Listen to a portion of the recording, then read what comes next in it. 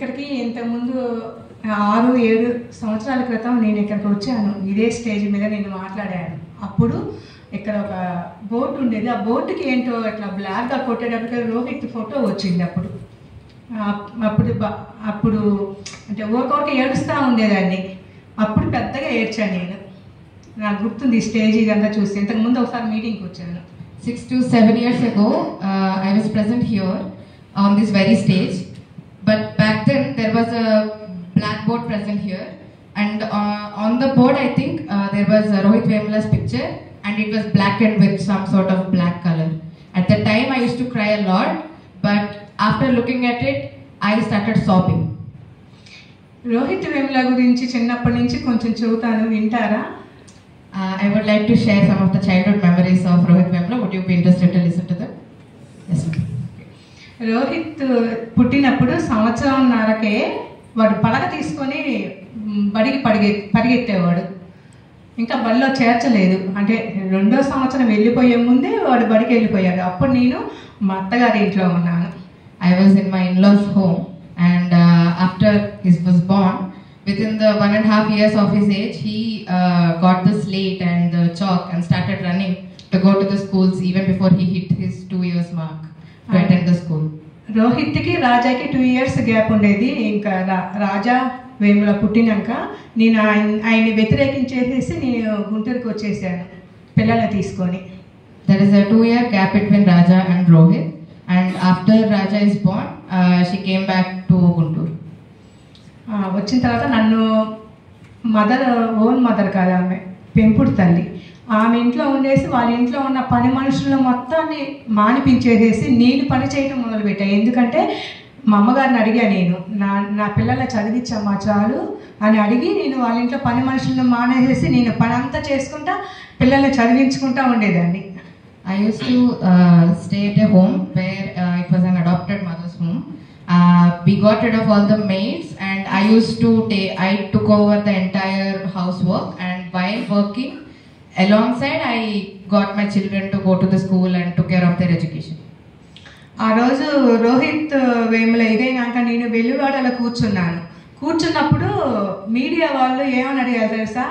రాజా వాళ్ళ నాన్నకే పుట్టాడా లేకపోతే వేరే వాళ్ళకి పెళ్లి చేసుకున్నారా మీరని అంత తప్పుడు సమాచారం తీసుకెళ్ళడానికి మీడియా వాళ్ళు కూడా చాలా ప్రయత్నించారు. After Rohit's incident, when she was sitting, some of the media people approached and asked me if Raja is born to the same father as Rohit, or if he is born to someone else. So the media was ready to take the wrong information, came with the wrong information, and wanted to proceed with the wrong information from that incident. Rohit అలా బాగా చదివేవాడు. ఎంత చదువులంటే వాడిని చూస్తే నాకు చాలా సంతోషం అనిపించేది. ఎందుకంటే అప్పుడు నేను 10th క్లాస్ చదివి మ్యారేజ్ అయిపోయాడు. 14-15 yearsకి నాకు మ్యారేజ్ అయిపోయింది. అతని నుంచి నేను విడిపోయి నేను బయటకు వచ్చేటప్పటికి నాకు 19 years. నాకు చదువు అంటే చాలా ఇష్టం. నాకు చదువు లేకపోబట్టేగా నేను వాళ్ళ ఇంట్లో బానిసలాగా బతుకుతున్నాను. ఆ విషయంగా నేను పిల్లల్ని బాగా చదివించాలనుకున్నాను. అట్లనే చదువుకున్నారు పిల్లలు. Rohit used to love studying, and looking at him study used to make my heart so happy, because I got married when I was around 14 or 15, so my education was not done, and around 19 I got separated from him. So to see him study, it used to remind me of how I didn't get the education because of the marriage, and how because of that I had to stay in the home and took the pain of raising the children in a very horrible environment. So it used to make me happy to see Rohit study so well. 10th class అయినాక APR చేసి రాయించాను. వాడికి అనంతపూర్లో inter 2 సంవత్సరాలు అక్కడ చదువుకున్నాడు. After his 10th class, he appeared for the APSRTC exams, and then he started his intermediate studies in Anantapur. తర్వాత APR DC అని కూడా ఉంటుందంట. నేను డిగ్రీ కూడా అట్లనే చదువురా అంటే వీళ్ళు అక్కడ ఫుడ్ పెడతలేదమ్మా, సరిగ్గా ఉండటం లేదు, నేను తినకుండా చదవలేకపోతున్నాను అనేసి గుంటూరులోనే హిందూ కాలేజ్, అది గవర్నమెంట్ అండర్టేకింగ్, అది దాంట్లో ఫీజు కొంచెం తక్కువ ఉంది. అయినా 10,000 రూపాయలు ఫీజు వీడు చదివే చదువుకి. He didn't want to continue studies for his graduation because he complained that the food wasn't that great. So he came back and continued his studies in Guntur in Guntur Hindu college. College. It is a government undertaken college. The fees used to be low, but even then it was around 10,000 per annum. అప్పుడు రాజశేఖర్ రెడ్డి సీఎంగా ఉన్నారు. Fee reimbursement వెనక్కి వచ్చింది. అది కొంచెం సంతోషపడారు మా అమ్మగారు. తర్వాత డిగ్రీ అయిపోయినాక ఇంకా నేను చదువు మానేస్తానమ్మా, నువ్వు చాలా కష్టపడుతున్నావు అని అంటే, కాదు నాన్న చదివే ఇంపార్టెంట్, చదువుకో, ఇంకా కొంచెం ఒక 4-5 ఏళ్ళు చదువుకుంటే మన కష్టాలన్నీ తీరిపోతాయి, నా మీద ఉన్న మంచి చెడు మాటలు కూడా పోతాయి. అవి ఎట్లా పోతాయి అంటే, మీరు చదువుకొని పెద్దోళ్ళు అయిపోయి మీరు మంచి జీతం తీసుకొస్తామంటే నాకు నా మీద ఉన్నది కూడా పోతుంది అనేసి నేను చెప్పి వాడిని చదివించే. మరి అప్పుడు ఎగ్జామ్స్ రాసేసి ఎంఎస్సికి వెళ్ళడానికి ఢిల్లీ యూనివర్సిటీకి, కేరళ యూనివర్సిటీ, ఇక్కడ సెంట్రల్ హైదరాబాద్ యూనివర్సిటీలో 3 చోట్ల వాళ్ళ సీట్ వచ్చింది. After his studies, he complained.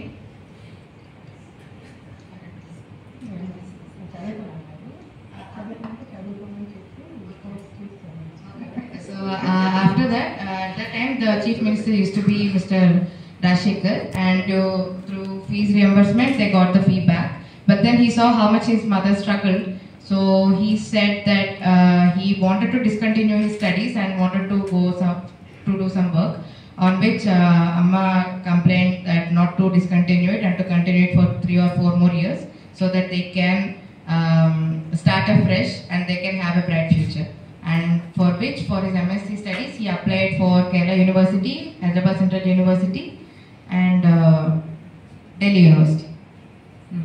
అట్లయితే ఇప్పుడు హైదరాబాద్ యూనివర్సిటీ దక్షిణ భారతదేశంలోనే పెద్ద యూనివర్సిటీ అమ్మ, నేను అందులో చేరతాను అనేసి వాడు అక్కడ అప్పటికి 23,000 ఫీజు కట్టాల్సి వచ్చింది.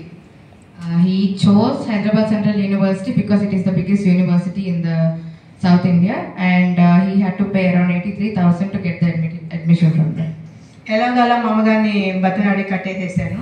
ఇంకా తర్వాత 2 years అయిపోయాక, ఎంఎస్సి 2 years అయిపోయినాక ఇంటికి వచ్చాడు ఒక సారు. అమ్మ ఉద్యోగం చూశాడు నాకు, నేను ఉద్యోగం చేసేనా లేకపోతే పిహెచ్డి చదివేనా అని అడిగాడు. ఉద్యోగం చేస్తే 25,000, పిహెచ్డి చదువుతుంటే స్టైఫండ్ 20 పైన 21, 22 ఎంతో చెప్పాడు అనమాట. చెప్తే నేనేమన్నా అంటే ఉద్యోగం వద్దు, పిహెచ్డి చెయ్యి అన్నాను. ఎందుకంటే నాకు డాక్టర్ రోహిత్ వేముల అని పిలవటం నాకు చాలా ఇష్టం అనమాట. అట్లా అనిపించుకోవాలనే ఉద్దేశంతో నేను వాడిని పిహెచ్డి చదవమని నేను ఫోర్స్ చేశాను. After the completion of the MSc, he returned home and asked her if he basically told her that there is this professor who found a job for him. So he asked a suggestion if he wanted to continue with the job or if he wanted to continue with PhD studies, to which Amma answered to go for PhD because she always wanted to call her son Dr. Rohit Vemula. Somehow it made her so happy, and to which he agreed and went ahead for his PhD studies. ఇంకా తర్వాత యూనివర్సిటీలో ఈ గొడవల సంగతి నాకు అస్సలు తెలియదు. గొడవల సంగతి తెలిస్తే రోహిత్ చాలా ఇదిగా వెళ్ళిపోతాడు, చాలా హై పిచ్లోకి వెళ్ళిపోతాడు. వాడి కోపము ఎంత కోపమో, అట్లాగే ఎవరైనా కొట్టాలన్నా చేయాలన్నా కూడా ఇంటికి చిన్నప్పుడు పరుగులు తీసేవాడు. వాడు వెంబడపడి నేను పట్టుకొచ్చుకునేదాన్ని నేను. అట్లాగే అంత కోపం వాడికి. ఇట్లాగా గొడవలు ఉన్నాయని తెలిస్తే నేను అస్సలు వాడిని యూనివర్సిటీలో ఉండనీయకుండా చేసేదాన్ని. కాకపోతే నాకు తెలియలేదు, అది నా bad luck. Rohit used to be very hyperactive in the sense of fights. He used to take the forefront ever since he was a child. Whenever there used to be a fight, he used to run out of the home to deal with the fight, and every time I had to go and bring him back home. And about the fights that happened in HU, I was completely not aware of it. Had I known, maybe I would have avoided that. But he has always been active when it came to fighting. అప్పుడు Rohit PhD చదివేటప్పుడు రాజా పాండిచేరి యూనివర్సిటీలో MS అయిపోయి వాడు job చేస్తున్నాడు. అక్కడ ఏదో scientist దగ్గర job చేస్తున్నాడు.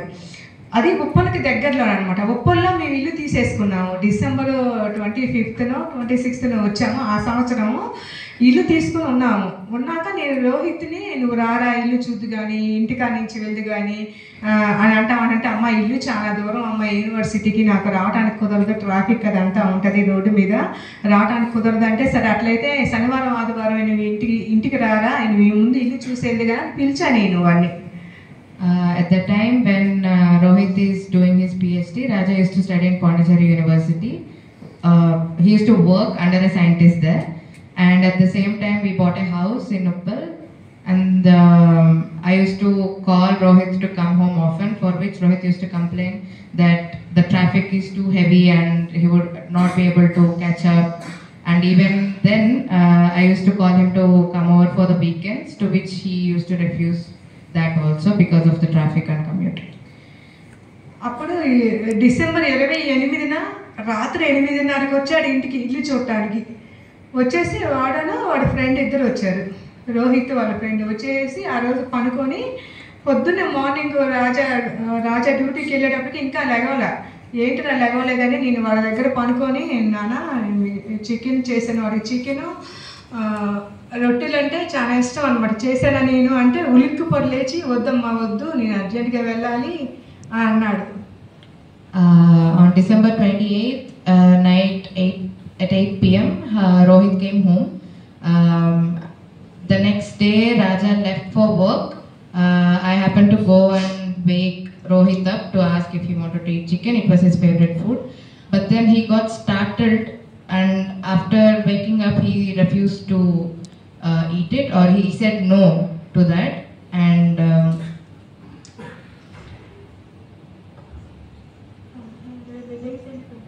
he woke up and left. అట్లాగా అప్పటికి వాడికి ముఖం అంతా మచ్చలు, నల్ల మచ్చలు ఉన్నాయి. నేను వాడి ముఖం కలిసి చూసేది ఏంటి అలాగుందంటే, లేదమ్మా ఏం లేదు, చలిగా ఉంది, చలి కోసం ఇట్లా చలి మూలం నాకు ఇట్లా మచ్చలు వచ్చేసినాయి అని చెప్పాడు. నేను పక్కన ఫ్రెండ్తో మాట్లాడుతుంటే వాడు మాట్లాడేవాళ్ళ, ఎవరు రోహిత్ దగ్గరే ఉన్నారు, వాడితో మాట్లాడతానేమో వాడేమన్నా ఏదైనా రిలీజ్ చేస్తాడేమోనని మాట్లాడేవాడు, రోహిత్ దగ్గరే ఉన్నాడు. అది అప్పటికి సస్పెండ్ అయి ఉన్నాడంట పిల్లడు, నాకు తెలియలేదు. By then apparently he got suspended, but when he was home his face was covered with a lot of bruises. When asked, he said that it was due to the cold, and his friend tried to speak, at which Rohit stopped him at every point and tried to leave. But by then he was already suspended. I didn't know that he was suspended. January 1st నాకు ఒక bad habit ఉండేది, నా పిల్లలే నాకు wish చేయాలి, ఎవరు phone చేస్తే నేను ఎత్తను. రోహిత్, రాజా వీళ్ళిద్దరికంటే పెద్దది నీలిమ, వీళ్ళ ముగ్గురే నాకు విష్ చేయాలి. నాకే అదొక సెంటిమెంట్ అనమాట. అట్లాగా నేను రోహిత్ విష్ చేయలేదు ఏంటనేసి January 2వ తారీఖున నేను వాడికి ఫోన్ చేసి, ఏంట్రా నేను విషెస్ చెప్పలేదు అంటే విసుక్కున్నాడు. ఏంది అయితే ఏంటి విషెస్ చెప్పలేదు, నేను పని మీద ఉన్నాను అని విసుక్కున్నాడు. ఎప్పుడు నన్ను విసుక్కోడు అసలుకి, నేను కోపం వచ్చి అరిసినా కూడా నన్ను అసలు ఒక్క మాట అన్నాడు. పిల్లోడు ఏంటి విసుక్కున్నాడు ఏంటని ఆందోళనగా ఉన్నాను, కానీ నేను నాకు అక్కడి నుంచి యూనివర్సిటీకి రావడం నాకు తెలియలేదు, అక్కడ ఎట్లా వెళ్ళాలో నాకు తెలియలేదు. నేను రాజా కాదు రోహిత్ ఫ్రెండ్ రియాజ్ అని ఉన్నాడు గుంటూరులో, నేను వెంటనే వాడికి ఫోన్ చేశాను. I have this habit or a sentiment, if you may. For every New Year's, I only accept the calls or the wishes only if it is coming from either Raja or Rohit. Like the wishes should be from my children first, and only then can someone else wish me. But on the New Year's day, I didn't get any wishes from Rohit. So on the 2nd January, I called him and then asked him as to why he didn't call and wish me the New Year wishes. At which he snapped at me. Nowhere has he ever snapped at me, even no matter how much I used to scold him or chide him, he never once snapped at me. At which I got really concerned and called his friend in Guntur to let him know that he snapped and if everything is okay. వాడి friend Riyaz Rohit Vemula best friend, అంటే degree నుంచి వాడు మొత్తం Rohit Vemula study చేస్తున్నాడు. వాడికి phone చేసి నేను ఏడ్ చేశాను, అరే రియాజ్ వీడేంటి ఇట్లా అంటున్నాడు, నాకు పని ఉందని. సరే పండగప్పుడు రారా అని చెప్పాను నేను, అంటే సంక్రాంతికి రారా, హాలిడేస్ ఉంటాయి కదంటే. ఎవరు చెప్పారమ్మా నీకు హాలిడేస్ ఉండవు ఏముండవు, మా క్లాసులు జరుగుతాయి అప్పుడు అన్నాడు. అంటే ఇట్లా అంటున్నారా వాడు, నాకు అర్జెంటుగా వాడిని ఇంటికి తీసుకురావాలి. ఏంటో పిల్లోడు చాలా బాధగా ఉన్నట్టు నాకు అనిపించింది. మొన్న వచ్చాడు, చాలా బాధగా ఉన్నట్టు అనిపించింది. రియాజ్ నువ్వు అర్జెంటుగా వస్తే నేను యూనివర్సిటీకి వెళ్దాం, లేదంటే నేను వెళ్ళిపోతాను యూనివర్సిటీకి అంటే వాడు అన్నాడు, ఆంటీ మీరు వెళ్ళవాకండి అలాగా, ఎట్లా పడితే అట్లాగా ఆటోలు ఎటు పడితే అటు తీసుకెళ్ళిపోతాయి, వెళ్ళవాకండి నేను వస్తాను, నేను వాడికి కాల్ చేసి మాట్లాడతాను. వాడు ఏ ఫోన్లో, అప్పుడు ఫోన్ లేదు రోహిత్ దగ్గర, ఏ ఫోన్లో ఉన్నాడంటే విజయ్, పులి విజయ్, వీళ్ళు 5 సస్పెండ్ అయిన వాళ్ళు, రోహిత్, పులి విజయ్, ప్రశాంత్, శేషు, సుంకన్న, వీళ్ళు 5 అనమాట. విజయ్ ఫోన్ నుంచి చేస్తున్నారు నాకు, నేను మాట్లాడటం కూడా విజయ్ ఫోన్కే మాట్లాడుతున్నాను అని అంటే నేను విజయ్ ఫోన్తో నేను మాట్లాడి చేస్తాననేసి రియాజ్ వెంటనే ఫోన్ చేశాడు. ఆంటీ రేపు ఆదివారం వాడు వస్తాడు, ఆదివారం కనుక వాడు రాకపోతే నాకు ఫోన్ చేసేస్తే నేను సోమవారం మార్నింగే ట్రైన్ ఎక్కేసి నేను అక్కడ దిగేసి మిమ్మల్ని యూనివర్సిటీ తీసుకెళ్తాను అని చెప్పాడు వాడు. I called Riaz and asked him as to why he was snapping at me. It seemed as if he was sad by the time, the last time he was visiting. So if you can, please come so that we can go to the university and check. If you are not going to come, I am going to proceed with this and then go ahead to the university to check on my son. At which he answered not to go like that it might be problematic because the auto drivers may not know the right way. And at the time, Rohit didn't have a phone. And he was calling from another person's phone named Vijay. At the time, there were 5 students who were suspended. It was Rohit, Vijay, Seshu, Prashant, Sunkam. These are the 5 students that got suspended. And through Vijay's phone, he was calling. ఆదివారం వస్తానన్నాడు. ఇంకా ఆదివారం morning నుంచి ఎదురు చూస్తున్నాను నేను. వాడికి ఇష్టమైన food chicken, రొట్టె, చపాతీ అంటారు, చపాతీ అది చేసి నేను రెడీగా ఉండేసి మాటికి విజయ్ ఫోన్కి కాల్ చేస్తున్నాను. 10 గంటలకు ఒకసారి చేశాను. విజయ్ అన్నాడు, అమ్మ నేను బయట పని మీద ఉన్నాను అని చెప్పాడు. So Riaz answered me saying that Rohit would come home by Sunday. If he doesn't come home by Sunday, I will be coming from Guntur to Hyderabad. Both of us can go to the university and visit Rohit. So if at all something happens, please give me a call.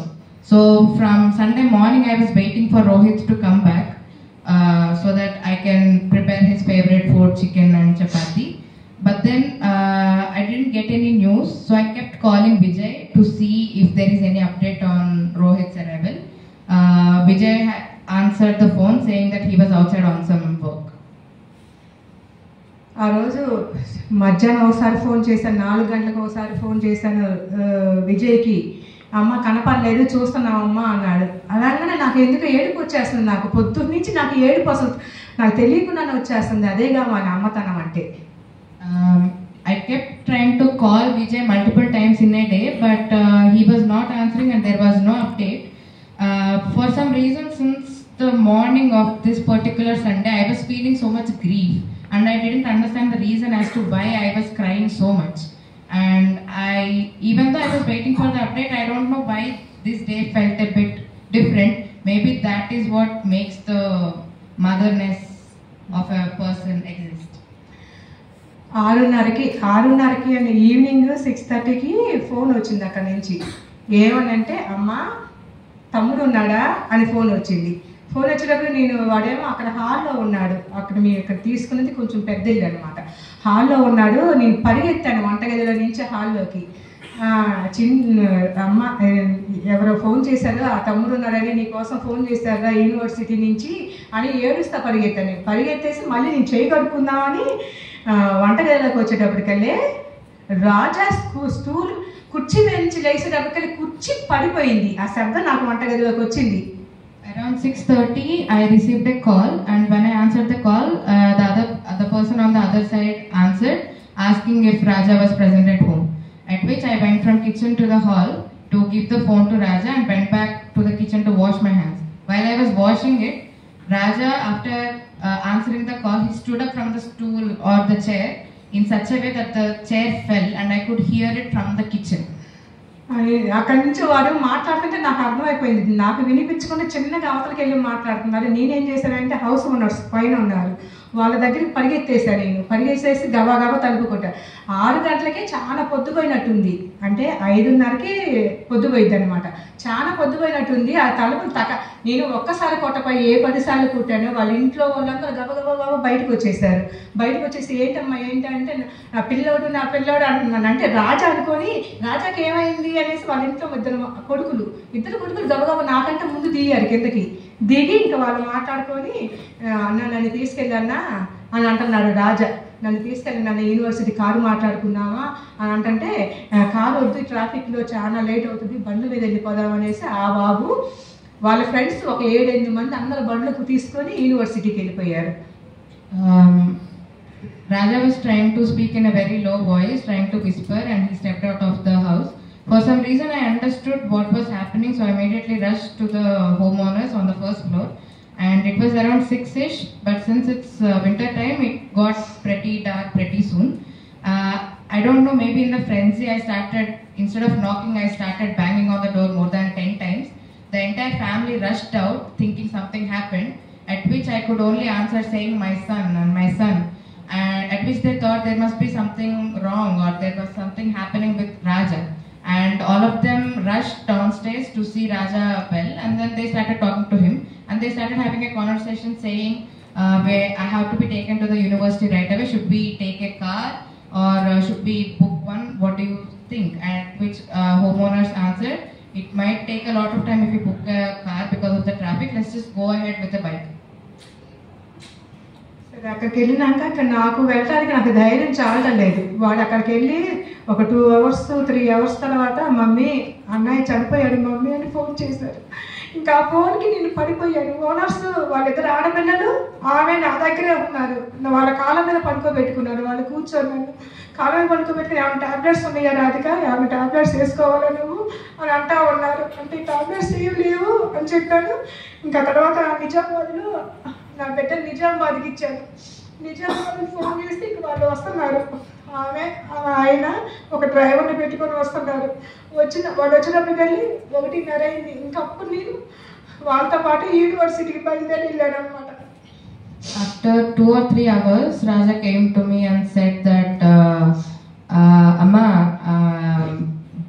the brother is no more, at which I collapsed and couldn't get control of my emotions, and then the homeowners and their 2 daughters were with me, trying to ask me if there were any medicines that I need to be taking, but I told them that I didn't need any medicines, but I was distraught.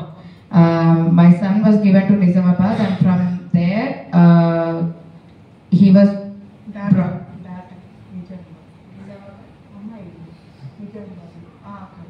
The daughter is in Nizamabad, so she started from there to Hyderabad booking a car.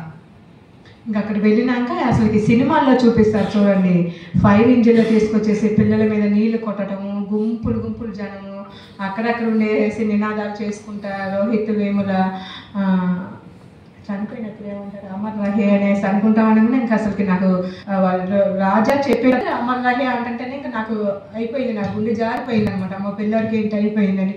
ఇంకా తర్వాత అక్కడికి ఇంకా లోపలికి వచ్చేసాము, చేసి